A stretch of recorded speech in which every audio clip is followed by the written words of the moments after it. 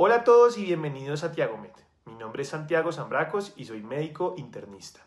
El día de hoy vamos a ver cómo abordar el dolor articular paso a paso, diferenciar si es mecánico o inflamatorio, cómo enfocar una monoartritis o una poliartritis, cuándo funcionar y qué estudios realmente valen la pena. Suscríbete al canal, activa la campanita y sígueme en redes para que no te pierdas de nuevos videos. Y sin más, vamos a estudiar. Bien, entonces comencemos hablando del enfoque algorítmico del dolor articular basado en la evidencia más reciente de las guías ACR-EULAR del 2024 y el 2025. Importante, el diagnóstico y tratamiento en las primeras 12 semanas de una artritis inflamatoria previene el daño estructural irreversible, por eso es necesario que sepamos reconocer cuando esto está presente. El dolor articular es uno de los motivos de consulta más frecuentes en medicina interna, pero también uno de los más engañosos. El dolor articular no es más que la manifestación final de múltiples procesos fisiopatológicos que pueden ir desde causas completamente benignas hasta verdaderas emergencias médicas. Por ejemplo, aquí aparece un concepto fundamental que es la ventana de oportunidad. Hoy sabemos que si una artritis inflamatoria se diagnostica y se trata en las primeras 12 semanas, sería posible prevenir el daño estructural irreversible, la discapacidad e inclusive parte del riesgo cardiovascular que se asocia a la inflamación crónica. En Latinoamérica debemos considerar causas epidemiológicas como el chikungunya o como el Zika que podrían presentarse como poliartritis y simular enfermedades autoinmunes, y por eso el objetivo de este algoritmo no es memorizar enfermedades sino aprender a descomponer el problema clínico paso a paso. Y lo primero que debemos responder entonces es algo que aparentemente parece simple, que es si el dolor que el paciente tiene es realmente articular. Entonces, el primer paso es eso, ¿es un dolor articular o es un dolor periarticular? Y parece obvio, pero en la práctica clínica, una gran proporción de los dolores que los pacientes dicen que son en las articulaciones realmente son periarticulares, es decir, provienen de estructuras como los tendones, las bursas, las inserciones musculares y no necesariamente de la articulación en sí. Entonces, ¿qué pistas clínicas nos ayudan a diferenciar el dolor? Lo primero es la localización del dolor. Entonces, el dolor articular suele ser profundo, suele ser difuso, mientras que el periarticular es mucho más focal. El paciente incluso puede señalarlo con un dedo. La segunda pista es el rango de movimiento pasivo. En la patología articular, mover la articulación pasivamente también duele o está limitado, porque el problema está dentro de la articulación, mientras que cuando el problema es periarticular, el movimiento pasivo suele estar preservado, porque no estamos estresando la estructura inflamada. El rango de movimiento activo en ambos es doloroso y limitado, lo que no permite hacer mayor diferenciación. Otra pista útil son los signos físicos. Las patologías articulares producen hallazgos como derrame, sinovitis, bloqueos articulares, mientras que en procesos periarticulares más bien lo que encontramos es edema o calor localizado. Y luego tendríamos las maniobras. Si yo en todos los planos de mis maniobras encuentro que hay dolor, eso sugiere que sea articular, mientras que si el dolor es exclusivamente contra la resistencia, sugiere que sea periarticular. Finalmente hay algunas pistas regionales clásicas, como por ejemplo en el hombro, si el movimiento activo duele pero el pasivo es libre, pensamos en manguito rotador. En la cadera, por ejemplo, el dolor referido en la ingle sugiere que sea articular, mientras que si el dolor es lateral sobre el trocánter, sugiere que sea una bursitis trocantérica. En la rodilla, si vemos un derrame visible y palpable, probablemente sea articular. Si hay un dolor focal en la pata de ganso o en la banda iliotibial, probablemente sea periarticular. Una vez confirmamos que el dolor es realmente articular, el siguiente paso del algoritmo es determinar si el proceso es inflamatorio o mecánico, y esto guía todo el diagnóstico diferencial. Entonces, la primera pista clave es la rigidez matinal. Cuando la rigidez dura más de 60 minutos, debemos pensar en un proceso inflamatorio, como artritis reumatoide, lupus, gota o espondiloartritis. Pero si la rigidez dura menos de 30 minutos, generalmente estamos frente a un problema mecánico, como la osteoartritis. La segunda pista es el efecto del reposo. En las enfermedades inflamatorias ocurre algo muy característico, y es que los pacientes empeoran cuando están quietos. Esto se conoce como el fenómeno de Hell, donde el edema inflamatorio se acumula durante el reposo y genera rigidez importante. Por eso estos pacientes mejoran al moverse. En cambio, en la patología mecánica ocurre lo contrario. La articulación duele cuando se usa o cuando soporta carga.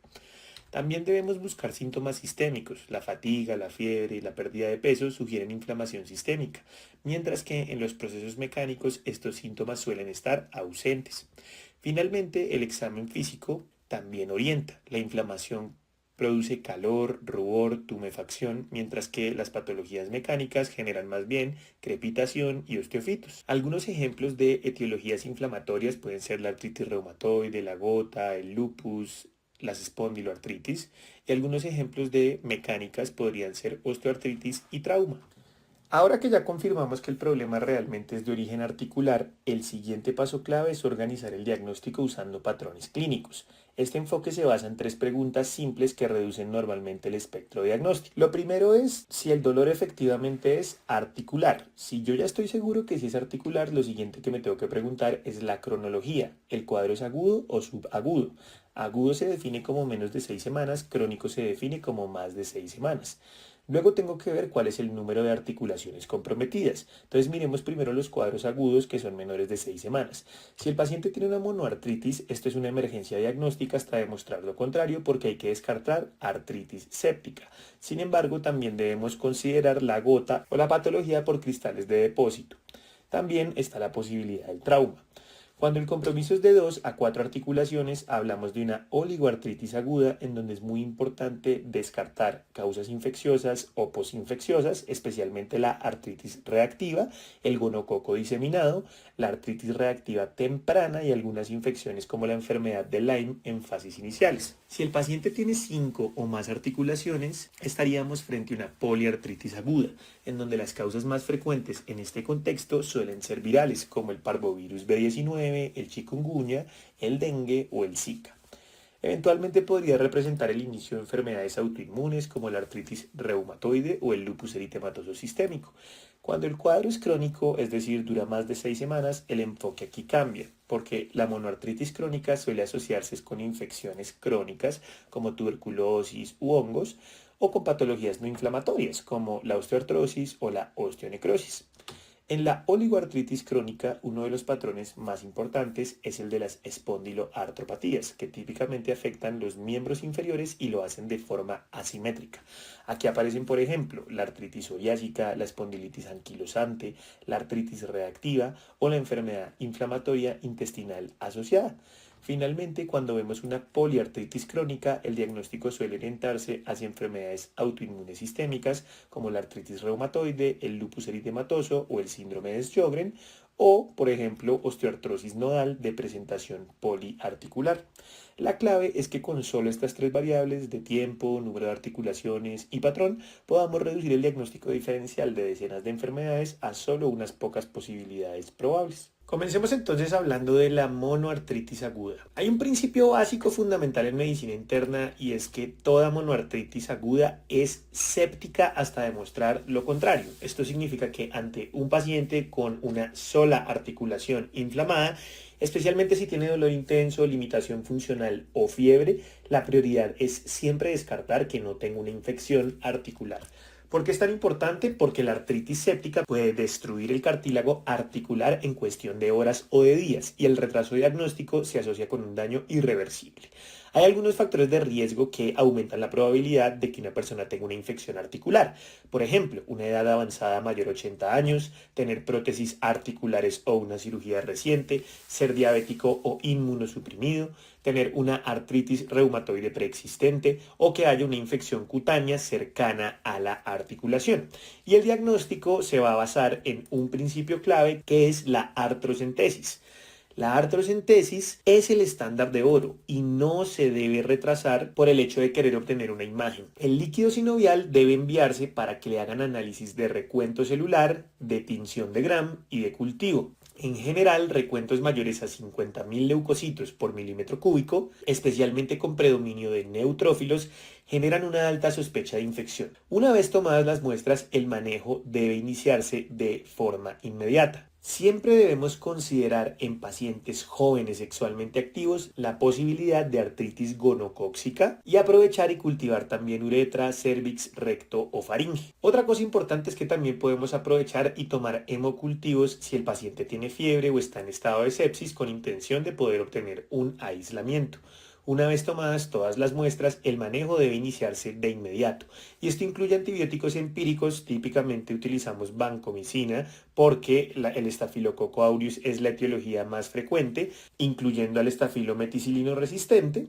Y eventualmente, si hay razones para sospechar que hayan gram negativos o que un gonococo pueda ser el agente causante, la ceftriaxona en estos casos sería el antibiótico de elección para poder cubrir este grupo. Ahora, algo esencial es el control del foco mediante el drenaje articular, porque hay una regla muy clara en las infecciones articulares y es que una articulación cerrada se comporta como un absceso. Después de que hayamos descartado o evaluado la posibilidad de artritis séptica, la siguiente causa importante que debemos contemplar son las artropatías por cristales, principalmente la gota y la pseudogota. Un punto clave es que la clínica puede sugerir el diagnóstico, pero no lo confirma. El diagnóstico definitivo se hace visualizando cristales en el líquido sinovial con microscopía de luz polarizada. En la gota los cristales de urato monosódico tienen forma de aguja y presentan birrefringencia negativa, mientras que en la pseudogota los cristales de pirofosfato suelen ser romboides y muestran una birrefringencia positiva débil. Sin embargo, hay una advertencia muy importante y es que la gota aguda puede producir fiebre, puede dar leucocitosis y puede elevar reactantes de fase aguda y eso puede simular perfectamente una artritis séptica. Entonces, una regla clínica fundamental es que la presencia de cristales no excluye una infección articular concomitante. Si el paciente tiene fiebre, si el paciente tiene inestabilidad o tenemos una duda clínica, siempre hay que enviar el líquido sinovial a cultivo. Y en cuanto al manejo de la crisis aguda, el objetivo es controlar rápidamente la inflamación. Ahora, algo importante es que en la gota la presentación típica suele tener una progresión ascendente, iniciando en la primera articulación metatarso-falángica, posteriormente en el tarso y ascendiendo hacia el tobillo. Mientras que en la pseudogota podemos ver compromiso de rodilla y de muñeca. Ahora, en cuanto al manejo de la crisis aguda, el objetivo es controlar rápidamente la inflamación y las opciones que tenemos de primera línea en estos casos son la colchicina con una dosis de carga de 1.2 miligramos y luego administrar a la siguiente hora 0.6 miligramos y los AINES en dosis plenas como la indometacina y el naproxeno. Si estas están contraindicadas podemos utilizar esteroides sistémicos o infiltraciones intraarticulares. De los esteroides podemos utilizar 30 a 35 miligramos de prednisona por 3 a 5 días y la infiltración intraarticular la podemos hacer con triamcinolona, pero solo si hemos descartado que el paciente no tenga un compromiso séptico. Una última perla clínica importante es que hay que tener cuidado con el halopurinol durante un ataque agudo.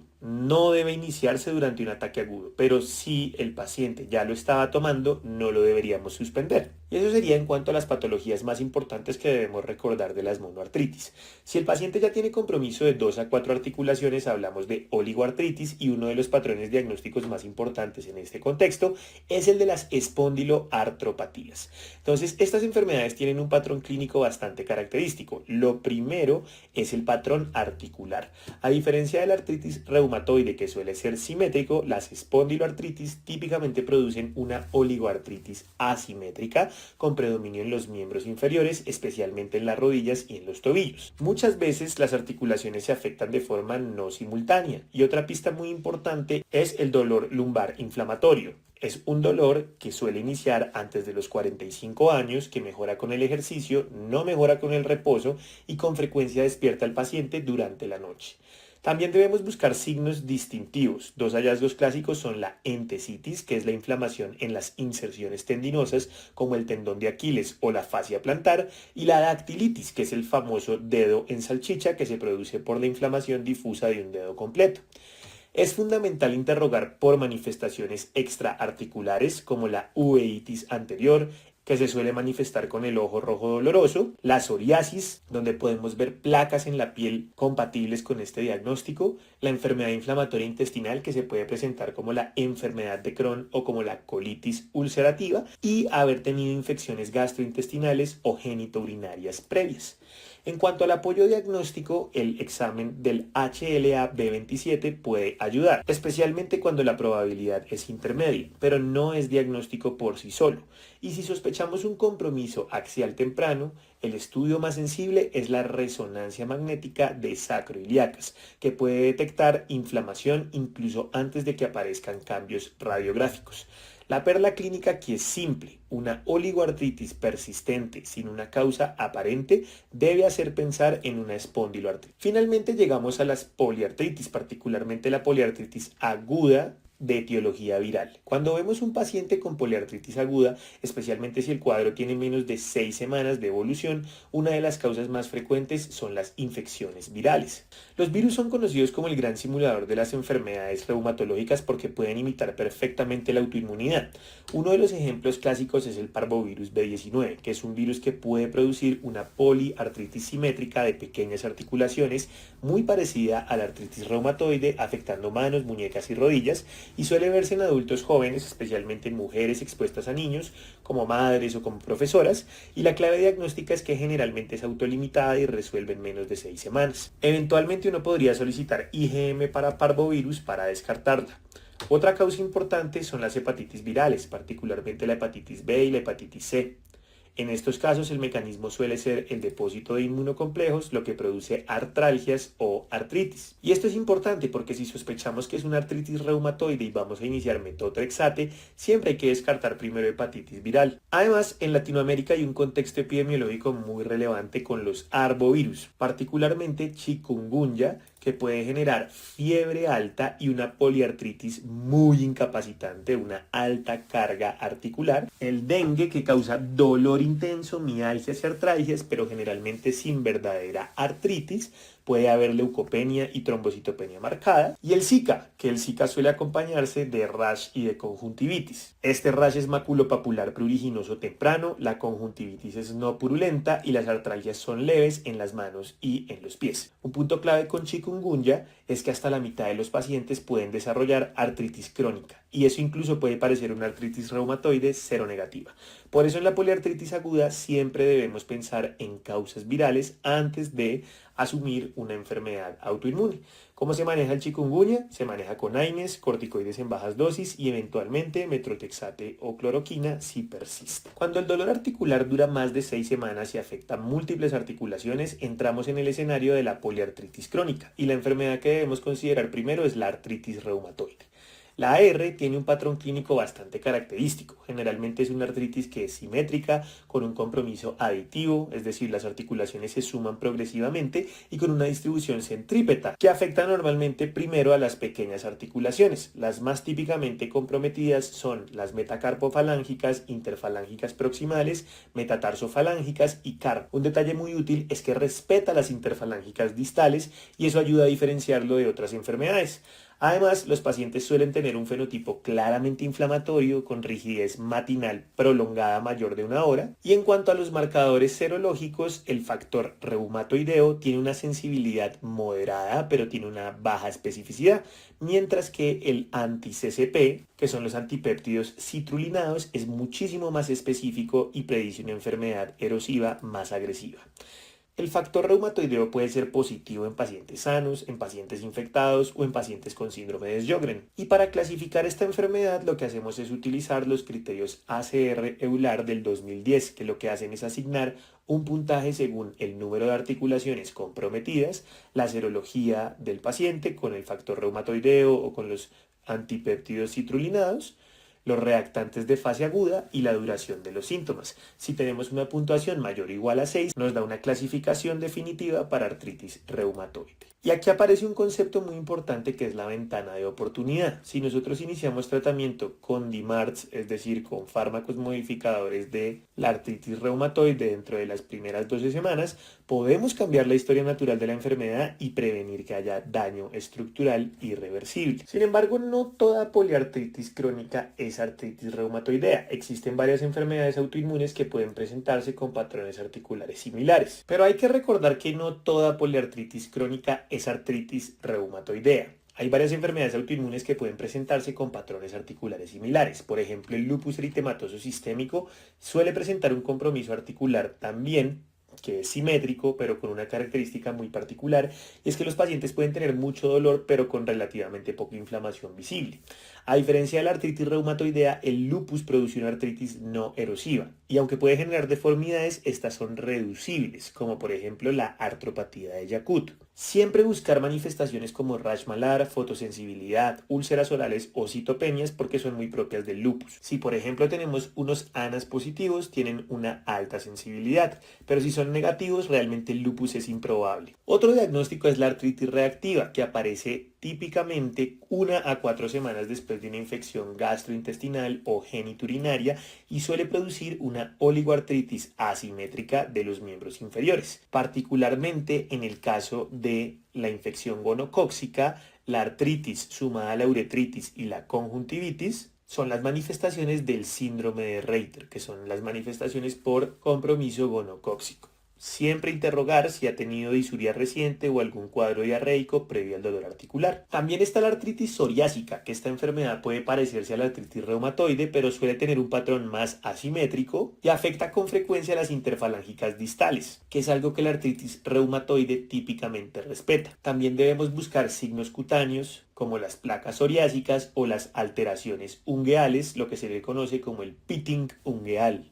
También podemos ver onicolisis y buscar los signos de psoriasis en lugares ocultos como el cuero cabelludo o como los glúteos. En esta enfermedad el factor reumatoideo usualmente es negativo y los pacientes con frecuencia tienen entesitis y dactilitis. Finalmente, no debemos olvidar las espondiloartritis asociadas a la enfermedad inflamatoria intestinal, que pueden aparecer en pacientes con enfermedad de Crohn o con colitis ulcerativa. Por eso, ante una poliartritis crónica siempre hay que hacer algo más que contar articulaciones. Hay que buscar activamente manifestaciones extraarticulares. Ahora, uno de los errores más comunes cuando se evalúa el dolor articular es pedir muchos laboratorios sin tener una sospecha clínica clara. Entonces, los paraclínicos lo que hacen es confirmar o apoyar una hipótesis diagnóstica, no reemplazar el razonamiento clínico. Entonces, por ejemplo, los reactantes inflamatorios como la PCR y la BSG son marcadores útiles de inflamación, pero son inespecíficos. Una PCR elevada puede aparecer en infecciones, autoinmunidad o inclusive en procesos inflamatorios no reumatológicos.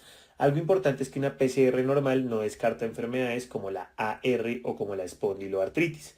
Otro marcador importante es el factor reumatoide, que tiene mucha menos especificidad. Puede ser positivo en muchas condiciones como el Sjögren, la hepatitis C, la endocarditis o inclusive en adultos mayores sanos. Entonces un factor reumatoideo positivo no significa artritis reumatoide, pero los anticuerpos contra los péptidos citrulinados tienen una sensibilidad que es semejante al factor reumatoideo, pero además tienen una especificidad mucho mayor, superior al 95% para artritis reumatoide, y tienen valor pronóstico porque se asocian con formas más erosivas de la enfermedad. Finalmente estarían los ANAS y el HLA-B27. Los ANAS solo se solicitan si hay una sospecha de lupus o una conectivopatía de tipo esclerosis sistémica, ya sea por Raynaud o por fotosensibilidad, porque hasta el 30% de personas sanas podrían tener títulos bajos de ANAS. Y el HLA-B27 va a ser útil solo en la sospecha de espondiloartritis con clínica sugerente pero con imagen dudosa.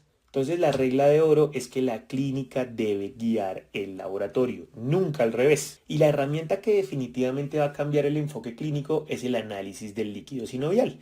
Muchas veces le llaman la biopsia líquida de la articulación porque permite identificar directamente el proceso que ocurre en la actividad articular.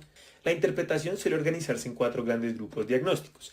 El primer grupo corresponde al líquido no inflamatorio, generalmente es transparente o amarillo pálido, con menos de 2000 leucocitos por milímetro cúbico, y este patrón suele verse en patologías mecánicas como la osteoartritis, el trauma o la necrosis avascular. El grupo 2 es el líquido inflamatorio, con recuentos entre 2000 y 50.000 leucocitos de predominio neutrofílico. Aquí hay enfermedades como la artritis reumatoide, las espondiloartritis o la artritis por cristales. El grupo número 3 corresponde al líquido séptico, que suele ser turbio o purulento, con recuentos mayores de 50.000 leucocitos y con frecuencias superiores a 100.000 leucocitos, además de más del 90% de neutrófilos. Esto debe hacernos pensar inmediatamente en una infección bacteriana articular. Y finalmente tendríamos el grupo hemorrágico, que es donde el líquido es sanguinolento y suele asociarse a trauma, a fracturas intraarticulares o trastornos de la coagulación, particularmente hemofilias, que es lo que conocemos como la hemartrosis. Pero hay 2 advertencias importantes, y es que la artritis gonocócica a veces puede tener recuentos en rango inflamatorio y no tan elevados, y una gota muy severa también podría simular un líquido séptico. Entonces, en el análisis del líquido sinovial hay 3 estudios que nunca pueden faltar, que son la tinción de Gram, el cultivo y la luz polarizada para buscar cristales asociados a gota. Después de la historia clínica, el examen físico y el laboratorio dirigido, El siguiente paso en muchos pacientes es la imagenología, pero algo muy importante es entender que no todas las imágenes sirven para lo mismo. La radiografía simple suele ser el estudio inicial porque nos permite descartar causas estructurales evidentes y ver hallazgos clásicos como los osteofitos en la osteoartritis o la condrocalcinosis en la pseudogota.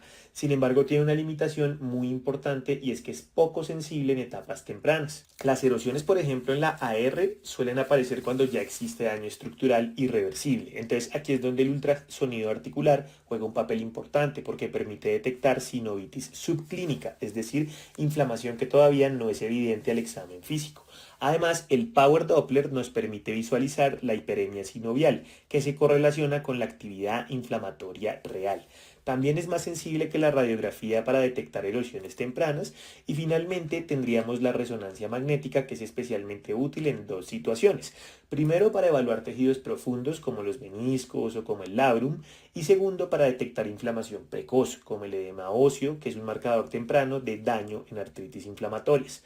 Además, en las espondiloartritis, la resonancia es el estándar de oro para detectar sacroileitis temprana.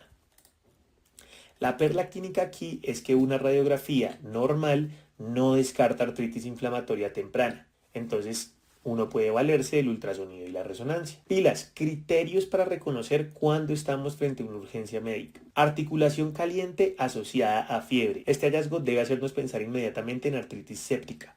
Celulitis sobre la articulación. Sugiere infección de tejido blando con posible extensión intraarticular y puede contraindicar la punción a través de la piel infectada. Incapacidad para apoyar peso asociada a fiebre, sobre todo en los miembros inferiores, porque puede indicar una difusión importante o inclusive un proceso séptico destructivo. La hemartrosis posterior al trauma, particularmente cuando el derrame aparece rápidamente, puede sugerir fracturas intraarticulares o lesiones ligamentarias importantes. Y finalmente, sospechar procesos sistémicos graves cuando la artritis se acompañe de manifestaciones de vasculitis o de compromiso orgánico, como nefritis o como neuropatía. En todos estos escenarios, la acción debe ser inmediata. Artrocentesis diagnóstico urgente, cultivos y valoración hospitalaria si es necesario. Entonces discutamos un par de casos para poder aplicar lo que hemos aprendido. Caso clínico número 1, varón de 72 años con diabetes mellitus que consulta por dolor agudo en la rodilla derecha de 24 horas de evolución. Presenta incapacidad para apoyar peso, edema importante y calor local con fiebre de 38.5 grados. Con estos datos, el primer paso del algoritmo es reconocer que esta es una monoartritis aguda asociada a fiebre, lo cual es una alerta roja, y debemos descartar artritis séptica. Entonces lo debemos llevar a una artrocentesis diagnóstica, que en este caso nos mostraron que tenía 30 cc de líquido turbio purulento con 120.000 leucocitos por milímetro cúbico, 95% neutrófilos, y el gram es positivo para cocos gram positivos y cristales son negativos. Este patrón es altamente sugestivo de una artritis séptica bacteriana, probablemente por un estafilococo aureus, y en ese sentido tenemos que iniciar antibiótico empírico, típicamente con vancomicina, y eventualmente ceftriaxona si tiene factores de riesgo para gérmenes asociados a enfermedades de transmisión sexual, y por supuesto el control del foco mediante lavado articular quirúrgico. Pilas, en los pacientes diabéticos la presentación puede llegar a ser particularmente agresiva con recuentos mayores a 100.000 leucocitos en líquido sinovial y eso es patognomónico de infección bacteriana. Recuerden, el drenaje articular es tan importante como el antibiótico. Caso número 2, mujer de 32 años, previamente sana, dolor articular múltiple de 8 semanas de evolución. El patrón presenta una poliartritis simétrica de pequeñas articulaciones que compromete metacarpofalángicas, interfalángicas proximales, metatarsofalángicas y muñecas. Además refiere rigidez matinal mayor de 1 hora y al examen encontramos dolor a la compresión de las articulaciones metacarpofalángicos, lo que se conoce como squeeze test positivo. Al aplicar el algoritmo diagnóstico, esto nos lleva hacia un fenotipo inflamatorio compatible con una AR temprana, ¿cierto? Entonces, el siguiente paso sería solicitar 2 estudios dirigidos. En este caso encontramos PCR elevada, factor reumatoideo positivo y lo más importante, un anti-CCP positivo en títulos altos que tienen una especificidad muy alta para la artritis reumatoide. La radiografía de manos aún no muestra erosiones, pero esto no descarta la enfermedad. Y aquí es donde aparece la ventana de oportunidad en donde debemos iniciar tratamiento modificador de la enfermedad dentro de las primeras 12 semanas porque esto puede prevenir el daño estructural irreversible. Podemos además utilizar tratamiento puente con AINES y con esteroides esteroides en bajas dosis mientras se inicia un DMARD como el Metrotexate. Recordemos que la ausencia de erosiones no descarta R, hace que sea el momento ideal para tratarla. El anti-CCP es el más específico y predice daño estructural agresivo, y el inicio de los DMARDs debe ser menor a 3 meses para que logremos cambiar la historia natural. Y de esta forma llegamos al final de nuestra revisión. No te olvides de seguirnos y darle clic a la campanita para que puedas enterarte de cuando subamos nuevos videos, y espero este te haya servido. Hasta pronto.